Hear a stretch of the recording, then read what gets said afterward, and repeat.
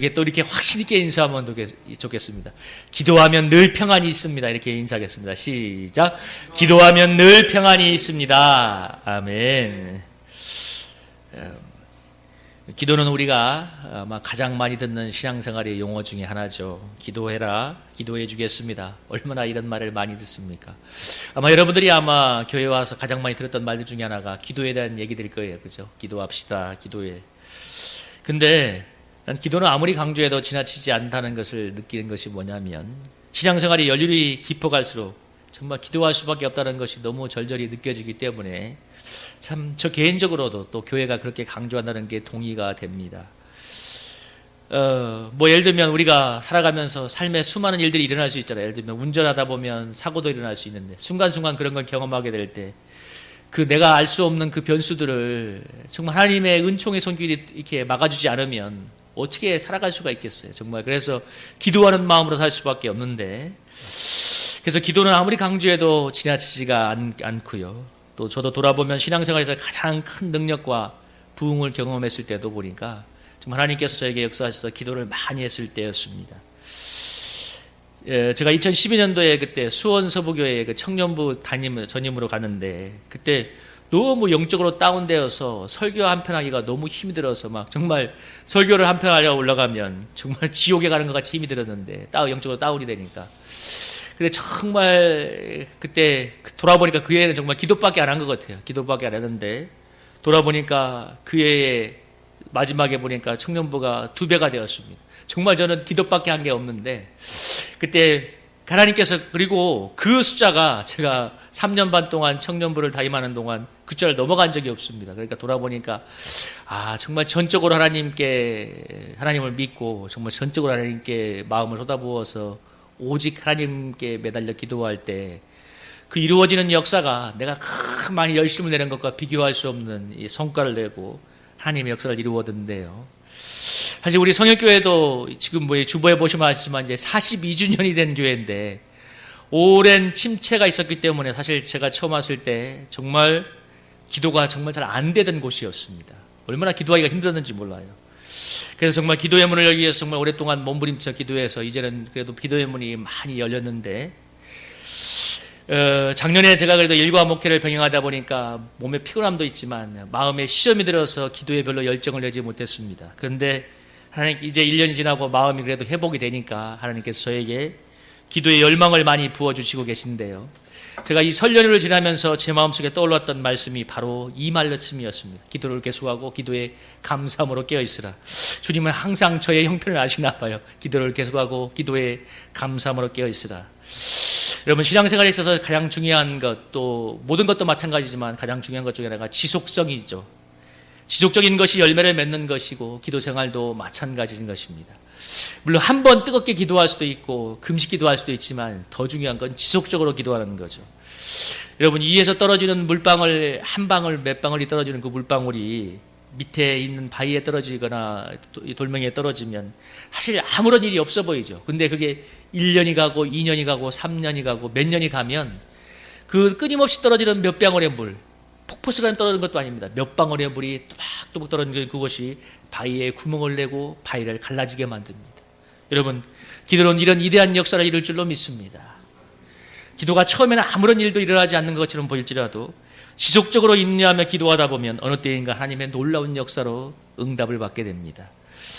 5만 번의 기도 응답을 받은 것으로 알려진 그 조지 물러가 정말 수많은 기도의 응답이 있는데, 그 아주 유명한 일화가 그거잖아요. 이 조지 물러가 2만 명 이상의 고아를 키운 걸로 알고 있는데, 그 요즘 돈으로 환산하면 정말 어마어마한 액수더라고요. 그 돈을 정말 어느 누구에게도 후원받지 않고 후원을 요청한 적도 없고 오직 믿음의 기도로 하나님의 공급을 통해서 2만 명의 고아를 키워냈는데, 어느 날 이제 고아원에 모든 양식이 떨어져서 먹을 게 없을 때 아침에 이제 식탁에 모든 아이들을 다 모아놓고, 고아원의 아이들 모아놓고 정말 먹을 게 없는데, 그때 감사기도를 드리고 식사 감사기도를 딱 드리는 순간 그 인근 호텔에 있던 마차가 빵과 음식을 한가득 싣고 와서 아이들에게 나누어 주었습니다.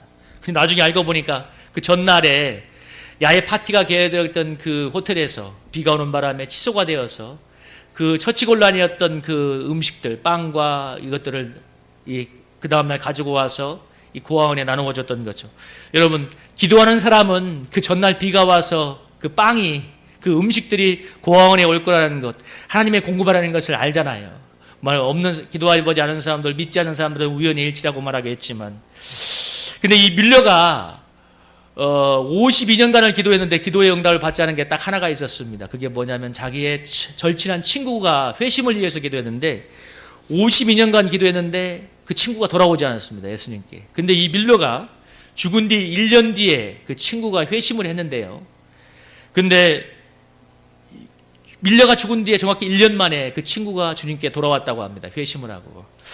그래서 뮬러의 모든 기도, 2만 번의 응답을 받았던 뮬러의 모든 기도, 2만 1번 번째 기도의 응답이 있었죠. 52년 동안 기도했던, 응답을 보지 못하고 죽었던 그 친구의 회심을 위한 기도도 그가 죽은 뒤 1년 만에 응답이 되었는데요. 그래서 기도는 사라지지 않고 반드시 열매를 맺습니다. 결코 기도를, 그래서 제일 중요한 게 뭐냐, 결코 기도를 쉬어서는 안 됩니다. 여러분 뭐라고요? 기도에 방학이 있어서는 안 됩니다. 기도를 쉰다는 것은 사실 신앙생활을 쉰다는 것과 같은 의미입니다. 기도가 영혼의 호흡이기 때문에 그렇습니다. 여러분이 물속에 들어가 보면 아시잖아요. 몇 분을 못 참아요. 여러분이나 저나 1분을 참을 수 있나요? 2분을 참을 수 있나요?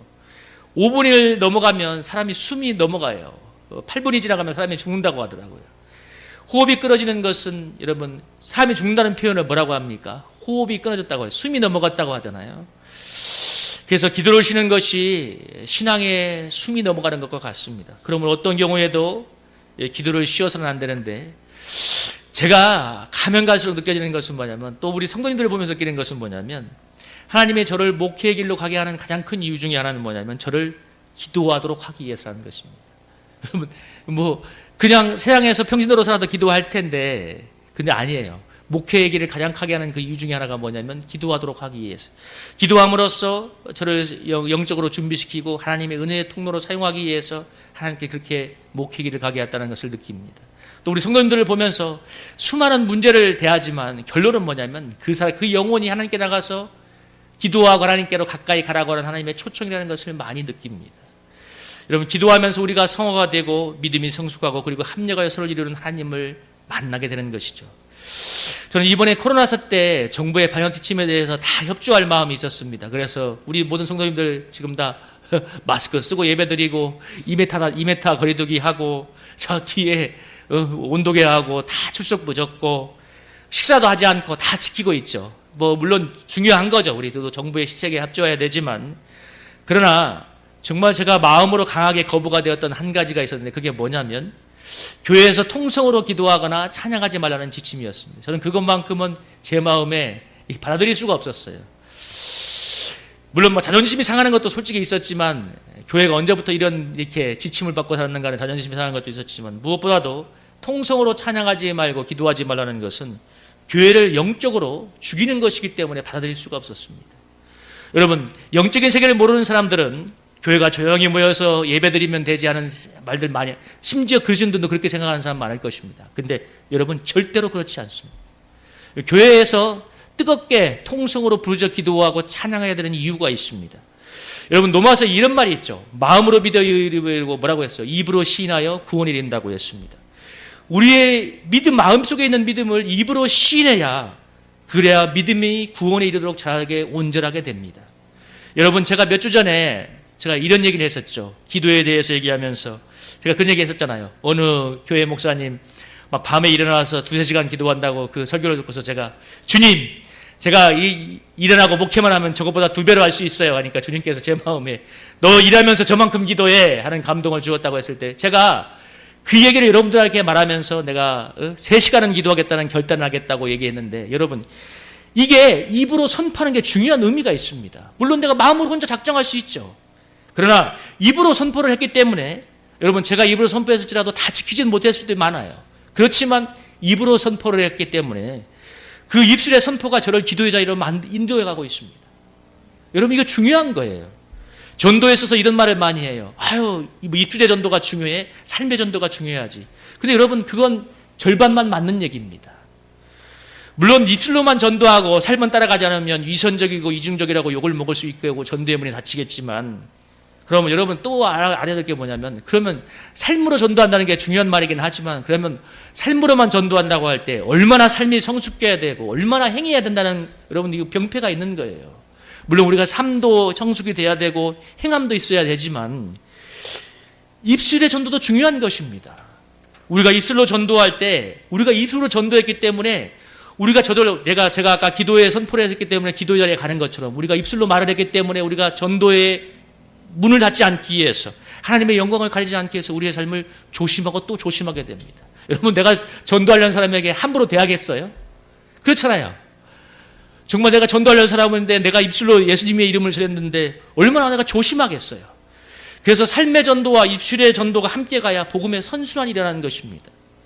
우리가 설교할 때 선포된 말씀에 아멘 한다고 해서 여러분이 100% 실천하지 못하잖아요. 저도 마찬가지고. 그러나 아멘을 적극적으로 할 필요가 있는 것은 뭐냐면, 아멘을 통해서 입으로 시인했던 그 말씀이 나를 행함으로 인도하는 힘이 있기 때문에 그렇습니다.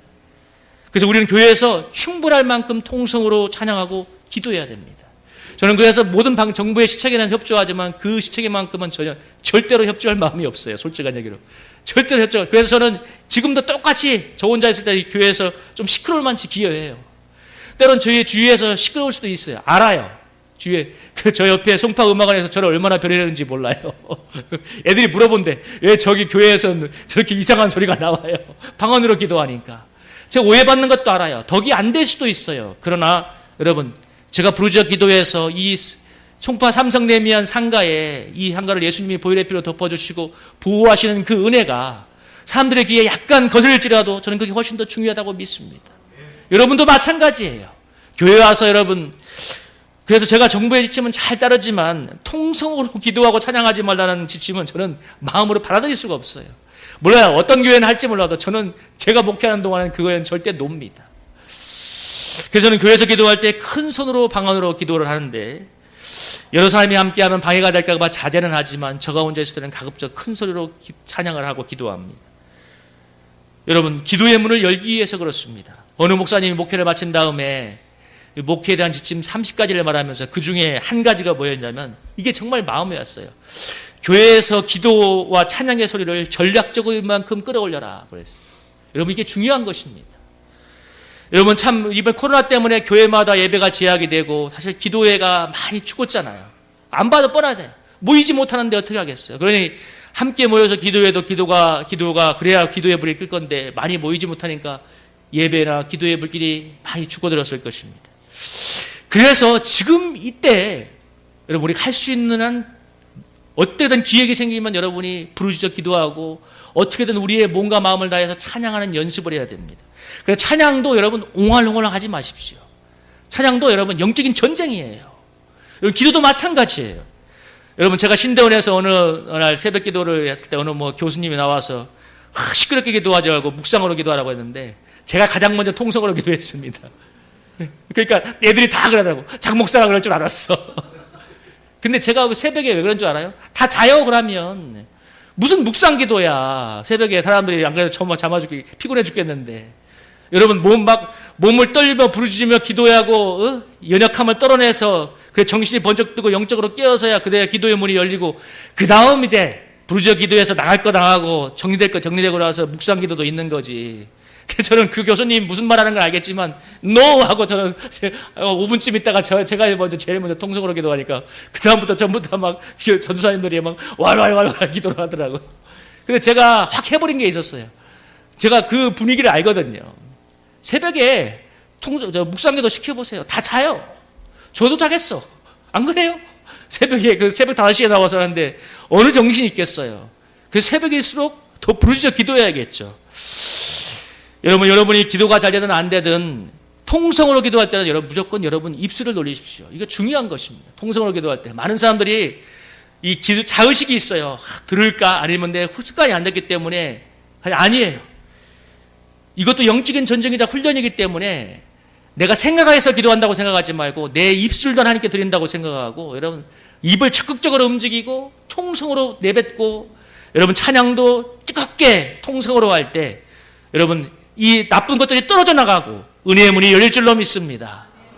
참, 저는 그래서 우리 교회에서 그래도 감사한 건 뭐냐면, 그래도 우리 교회가 그래도 뭔가 예배 드릴 때 보면 사람들이 옹알옹알하지 않았으면 좋아요. 목사님 따라간다고.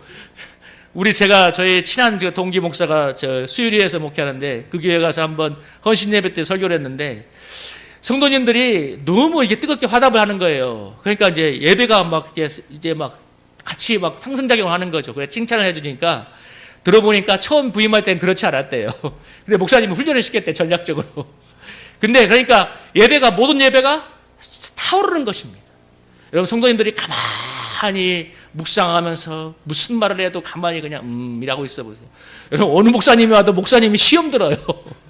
예배가 서로 역동적으로 묶여가는 거잖아요. 함께 화답하며 가는 거잖아요. 하나님께도 마찬가지. 그래서 여러분, 순복음교회 집회나 예배 가면 역동성이 있지 않습니까? 그래서 순복음교회 예배는 뭔가 일어날 것 같은 기대감이 있어요.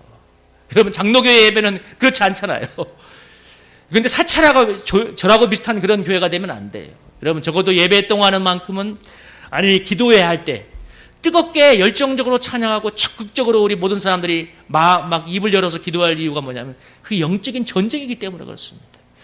여러분, 움직임의 힘이란 책이 있는데 그 책의 내용이 뭐냐면 운동의 중요성, 움직이는 걸 중요하다는 걸 말하는데, 여러분, 우울증 환자에게 가장 먼저 하는 처방이 그러하잖아요. 땀 흘리면서 운동하세요. 무슨 얘기입니까? 왜? 우울한 감정과 이 느낌, 생각에 사로잡혀 있으니까 몸을 움직임으로 떨어내는 거예요. 부정적인 생각, 부정적인 감정. 마찬가지입니다. 저나 여러분이나 우리가 이 은혜의 문을 열고 기도의 문을 열려면 영적인 것도 마찬가지인 거예요. 여러분, 입술을 움직일 필요가 있는 것입니다. 네 소리를 찬양을 해서 왜 예배하기 전에 뜨겁게 찬양을 하냐면, 그래야 우리가 입술로 하나님께 영광을 올리는 가운데, 여러분, 이 찬양이 곡조로 드리는 기도라고 하잖아요. 그러면서 입술을 움직이고 찬양하는 가운데 그 소리들을 내면서 내 영혼이 반응하기 시작하거든요. 내 영혼이 깨어나는 거예요. 그래서 조금 기도의 문을 열기 위해서 통성기도가 중요한 게 뭐냐면 그 기도 소리를 내 영혼이 듣고 내 영이 깨어나기 시작하는 것입니다. 어둠을 물리치고 은혜의 문을 열기 위해서, 그래서 여러분, 영적인 것도 운동이 필요한 거예요. 통성기도도 중요한 것이고, 그리고 또 기도의 감사함으로 깨어있기 위해서 물론 전도도 중요하지만, 그래서 오늘 기도를 계속하고 또 무엇보다 기도의 감사함으로 깨어있기 위해서 이런 제가 실질적인 팁을 말씀드렸는데, 기도의 감사함으로 깨어있기 위해서 중요한 것은 뭐냐면, 여기서 오늘 보면 본문에 기도의 감사함으로 깨어있으라고 하잖아요. 감사함으로. 예를 들면 여러분, 우리가 감사하려고 할 때 우리가 이 세상의 상대적인 그 조건을 보고 하면 감사할 게 별로 없죠. 예를 들면 한번 생각해 보세요. 돈을 생각하면 뭘 그렇게 감사할 게 많겠어요. 돈을 생각하면. 여러분, 집, 좋은 차, 소유, 상대적인 세상의 조건을 생각하면 감사할 게 별로 없지만, 그러나 우리가 예수님이 주신 은혜를 묵상하게 될 때, 주님이 내게 주신 은혜를 묵상하고 주님이 나의 영혼을 구원하고 나에게 영원한 천국의 선물을 주고, 저는 개인적으로 참 감사한 게 뭐냐면 정말 술과 가난이 지배하던 저희 가정에 주님이 오셔서 행하신 구원의 역사와, 그리고 또 코로나가 넘실대는 험한 세상을 살아가는데 주님이 날마다 주시는 그 평안을 생각할 때 그게 너무 감사가 됩니다. 여러분, 마스크를 쓰지만 바이러스를 무슨 수로 막아요? 안 그래요? 여러분, 제가 늘 사무실에 휴지통에 있는 그걸 끓였는데 보면 늘 마스크가 몇 개씩 있어요. 여러분, 솔직히 저라고 찝찝하지 않겠어요? 근데 여러분, 그거 뭔 수로 제가 막겠어?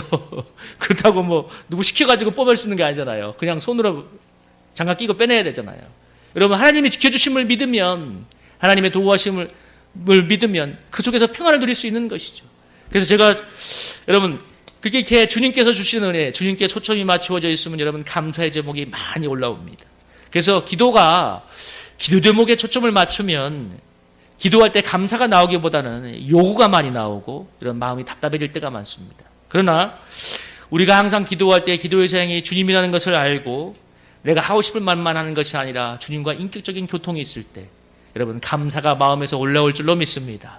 물론 때론 주님께 데모도 하죠. 주님, 정말 이 상황은 뭐 같아요, 정말. 주님, 너무 마음이 괴로워요. 정말 이렇게 주님께 내 마음을 정말 꺼내 보이고 진실하게 교통할 때 주님이 주시는 회복이 올라오잖아요. 주님이 주시는 은혜가 올라오고. 그럴 때 여러분, 기도에 감사함으로 깨어있을 줄로 믿습니다. 우리 사랑하는 성도님들이 부르짖어 기도할 뿐만 아니라 여러분, 주님과 인격적인 교통이 있음으로써 늘 감사함으로 깨어 기도할 수 있는, 그런 은혜가 충만히 임하기를 주님의 이름으로 축복합니다. 또한 이렇게 기도를 계속하고 기도에 감사함으로 깨어있을 때 어떤 은혜를 받게 되냐면 오늘 3절에 얘기하는 것처럼 여러분 3절 한번 읽어볼까요? 한번 읽어보겠습니다. 시작. 또한 우리를 위하여 기도하되 하나님이 전도할 문을 우리에게 열어주사 기도의 비밀을 말하게 하시기를 구하라. 내가 이 일 때문에 매임을 당하였노라. 아멘. 2절에서 기도를 계속하고 기도에 감사함으로 깨어있을 때 바울이 사랑하는 성도들에게 부탁했던 게 뭐냐면 전도의 문을 열어달라는 것이었습니다.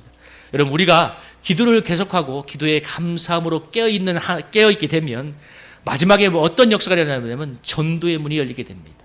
여러분 이게 뭐라고요? 전도의 문이 열리게 됩니다. 그래서 기도를 결코 포기하지 않은 가장 큰 마지막의 이유는 뭐냐면 그걸 통해서 전도의 문이 열리기 때문에 그래요. 여러분 사도행전 16장에 우리가 잘 아는 바울이 빌립보에서 복음을 전하다가 억울하게 매를 맞고 감옥에 투옥되었을 때 그 밤에 뭐라고 했어요? 바울과 실라가 하나님을 찬미했다고 하죠. 여기 뭐라고 했어요? 사도행전 16장 23절에 보면 많이 친 후 옥에 가두고 간수에게 명하여 든든히 지키라 하니 25절에 한밤중에 바울과 실라가 기도하고 하나님을 찬송하며 죄수들이 듣더라. 이에 갑자기 큰 지진이 나서 옥토가 움직이고 문이 곧 다 열리며 모든 사람의 매인 것이 다 벗어진지라. 여러분 오늘 바울이 매를 맞고 감옥에 들어갔던 그 현장에서 하나님을 찬양했다는 게 중요한 거예요. 무슨 얘기냐면 바울이 늘 기도가 훈련되어 있는 사람이었어요. 그러니까 어떤 상황에서 기도하는 그 항상 기뻐하라, 쉬지 말고 기도하라, 범사에 감사라는 그 말이 자신의 삶이었기 때문에 그 상황에서도 기도할 수 있었던 거예요. 여러분 기도하지 않는 사람이 그 상황에 대해서 기도하나요? 아니, 기도 못해요. 그래서 여러분, 그래서 영적인 게 그렇게 선순환이 중요한 거예요. 그래서 작은 기도에 처음에도 해보는 게 중요해요. 한 번 해본 사람은 또 다른 문제가 걸려 또 기도해. 그래서 믿음에 이렇게 선순환이 일어나는 거거든요. 바울이 뭐예요? 어떤 상황에서 항상 기뻐하고 쉬지 않고 기도하고 범사에 감사하는 기도가 삶으로 배어있는 사람이기 때문에 그 억울하게 정말 죽도록 얻어맞고 피투성이가 된 그 자리에서 감옥에서 일어났을 때 하나님을 찬미하며 기도했습니다. 그러니까 뭐예요? 지진이 일어나서 옥문이 열리고 자살하던 간수에게 복음이 증거되므로 그 간수와 일가족이 모두 예수님을 믿고 세례를 받는 놀라운 복음 전도의 역사가 일어났습니다. 여러분 제가 한 이 말씀을 여러분 오늘 마음에 새기시기 바랍니다. 우리의 삶에서 일어나는 모든 일들은 하나님께서 우리에게 기도하라는 뜻입니다. 그냥 단순하게 정리하세요. 여러분 세상 복잡하게 생각하지 마. 우리 삶에 일어나는 모든 일은 하나님께서 우리에게 기도하라는 뜻입니다. 어떤 상황에서 항상 기뻐하고 쉬지 않고 기도하고 범사에 감사하는 게 하나님의 뜻인데 그 말씀이 이루어지게 함인데 더 중요한 것은 이렇게 어려움을 두고 기도하는 것을 통해서 여러분 전도의 문이 열린다는 사실입니다. 뭐예요? 어려움을 두고 기도하는 가운데 전도의 문이 열리는 거예요. 우리가 여러 삶의 사건과 이것들이 참 그것이 너무나 괴롭고 힘이 들지만 끊임없는 기도로 녹여낼 때 복음제의 문이 열리는 놀라운 역사가 일어납니다. 그리고 우리가 어떤 상황, 어떤 일이든 간에 합력하여 선을 이루는 하나님의 주권을 믿고 기도하게 되면 그 모든 것들은 복음 전도의 수단이 되는 걸 믿으시기 바랍니다. 그 어떤 것이라도. 근데 모든 것이 합력하여 선을 이루는 복음에 증거되는 역사가 있기 위해서 우리가 가장 중요한 게 아니라 기도를 계속하고 기도에 감사함으로 깨어 있어야 된다는 것입니다. 이게 아주 중요해요. 바울이 매를 맞고 투옥되던 그 빌립보 감옥에서 하나님을 찬미했고 기도했기에 지진이 일어나서 옥문이 열리고 전도의 역사가 일어났습니다. 기적이 일어났습니다. 바울이 만약 그 상황에서 불평하고 주저앉아 있었다면 여러분 그 역사는 일어나지 않았겠죠. 그래서 우리가 어떤 상황에서도 쉬지 않고 기도에 감사함으로 깨어 있어야 되는 것입니다. 그럼 우리를 가두는 삶의 감옥 같은 상황들이 전도의 문이 열리는 은총의 역사로 변하게 될 것입니다.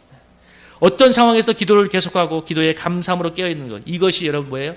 영적인 전쟁입니다. 여러분 제가 최근에 좀 기도하려고 작정을 하려고 하니까 너무 많은 기도하기 힘든 일들이 일어나요. 많은 사건이 터져요. 많은 일들이 일어나요. 갑자기 누군가 또 연락이 와. 희한해. 또 전화를 받게 돼. 그런데 제가 느낀 게 있습니다. 기도하려고 하는 순간 많은 장애인들이 오는구나. 그런데 중요한 건 거기서 주저앉는 게 아니죠. 그걸 뚫고 일어나야 되겠죠. 그리고 또 일과 목회를 병행한 지 1년이 지나가니까 이제 시험에 들었던 마음이 회복되기도 하지만 또 한 가지를 제가 요즘 느끼고 있습니다. 뭐냐면 시간이 1년 정도 지나고 나니까 이제 운전을 하면서 무엇인가 나에게 좀 불편하게 하는 사람이 오면 나도 모르게 혼자이니까 그냥 마음껏 이렇게 욕설을 하는 거예요. 깜짝깜짝 놀라요. 내가 왜 이렇게 욕설을 할까? 근데 제가 한 가지 느낀 게 있습니다. 뭐냐면 1년의 시간이 지나가니까, 일과 목회의 시간을 두고 1년의 시간이 지나가니까 또 필요함이 누적이 되니까 제 영혼의 깊은 속에 있는 게 올라오는 것입니다. 이게 중요해요. 하나님께 저에게 인정하게, 네 속에 올라오는 쌍욕이 네 속에 있는 것이다. 하나님께서 느끼게 했습니다. 근데 여러분, 여기 이게 중요합니다. 그걸 아는 것까지는 중요한데, 만약에 제가 욕설을 뱉고 끝난다면 모든 것이 더러움으로 끝나겠지만, 그 욕설을 뱉고 끝나는 것이 아니라 그 속에 있는 더러움을 하나님께 부르짖어 기도하면서 성령의 불로 태우고, 여러분, 그래서 정결하게 되고 맑고 맑은 성령의 생수를 담게 된다면 놀라운 하나님의 역사로 변할 줄로 믿습니다. 여러분, 이게 중요해요. 1년의 시간이 지나니까 왜 운전할 때 조금만 불편하면 쌍욕이 나올까? 마음속에 더러움이 있는 거예요. 나올 게 나오기 시작하는 거예요. 중요한 건 여기서 멈추면 안 돼요. 저나 여러분이나 그 순간이야말로 기도해야 될 줄로 믿습니다. 기도를 해서 여러분의 영혼에 있는 저와 여러분의 속에 있는 더러운 것을 청소하게 되면 맑고 맑은 하나님의 생수 같은 은혜를 담게 될 줄로 믿습니다. 그러면 전도의 문이 열립니다. 저나 여러분이나 하나님께서 우리를 전도자로 쓰고 싶어 하잖아요. 그래서 이 말씀이 정말 요즘 마음에 많이 들어옵니다. 여기 예레미야서, 여러분 이 말씀 한번 같이 한번 읽어볼까요? 한번 읽어보겠습니다. 시작. 너는 내게 부르짖으라. 내가 내게 응답하였고 내가 알지 못하는 크고 비밀한 일을 내게 보이리라. 아멘. 너는 내게 부르짖으라. 내가 내게 응답하였고 내가 알지 못하는 크고 은밀한 일을 내게 보이리라. 여러분, 부르짖어 기도할 때 뭐예요? 내가 알지 못하는 크고 은밀한 일을 보여준다고 했습니다. 여러분, 이거 크고 은밀한 일을 한마디로 얘기하면 예수 그리스도예요. 예수님을 알게 된다는 거예요. 그러면 여러분, 영적인 역사가 나타나는 것입니다. 여러분, 부르짖어 기도함으로 우리가 알지 못하는 크고 은밀한 일을 보여주시기 위해서 하나님께서 뭐예요? 부르짖어 기도하도록 만드는 것입니다. 여러분, 참 희한해. 사람이라는 게 있잖아요. 어려움이 오면 올수록 희한해. 사람이 영적인 저력이 나오기 때문에 정말 기도가 나와요. 정말 부르짖게 돼요. 제가 지금까지 돌아보니까 정말 어려웠던 순간이 정말 기도가 터지는 순간이었어.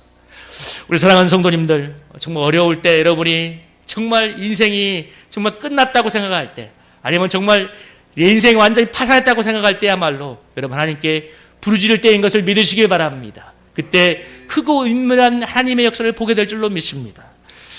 저는 이번에 요즘 최근 느끼는 게, 지금 이 순간이야말로 내 속에 있는 저 깊은 속에 더러운 것들이 제거가 되어서 내가 온전한 전도자로 세워지고, 그때 오늘 말한 그리스도의 비밀을 말할 수 있게 되겠구나라는 것을 느끼고 있습니다. 그래서 말이 필요 없습니다. 어떤 상황에서든 기도를 계속하고 기도에 감사함으로 깨어 있어야 합니다. 그러면 합력하여 손을 이루고 그리스도의 비밀을 나타내는 하나님의 역사를 체험하게 될 줄로 믿습니다.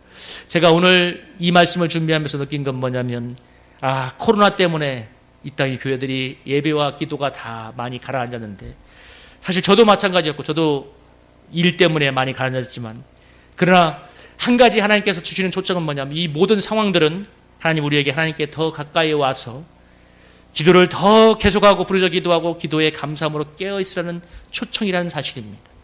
그러므로 여러분, 우리 사랑하는 성도님들, 올 한해 우리 모두가 모든 삶의 상황 속에서 부르짖어 기도함으로써 크고 놀라운 하나님의 역사를 체험하는 간증하는 저와 여러분이 되기를 주님의 이름으로 축복합니다.